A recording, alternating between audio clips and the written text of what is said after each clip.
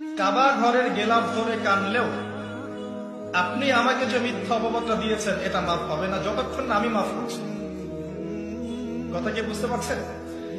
মনে করেন আপনি আমাকে মিথ্যা একটা অপবাদ দিয়েছেন এবং ধুয়ে রেখে দিয়েছেন একদম মিথ্যা অপবাদ দিয়ে। যতক্ষণ আমি আপনাকে মাফ না করছি, কাবা ঘরে গিয়ে গেলাফ ধরে কান্নাকাটি করলো, এই পাপ মাফ হবে না ইনশাআল্লাহ। এই অবস্থায় মৌত হলে কি হবে? পরকালে দেখবেন আমি দাঁড়িয়ে আছি আপনার জন্য। আপনার হিসাব হচ্ছে, হিসাব শেষ। আপনি সালাত, সওম, হজ জাকাতের নেকি নিয়ে উঠেছেন, কিন্তু দেখছেন আমি দাঁড়িয়ে আছি, আমার মতো আরো 10 জন দাঁড়িয়ে আছে।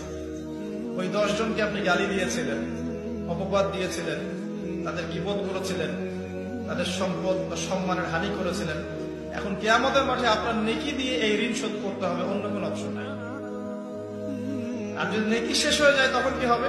তখন আমার আমল নামা থেকে কিছু গুনাহ আপনাকে নিতে হবে।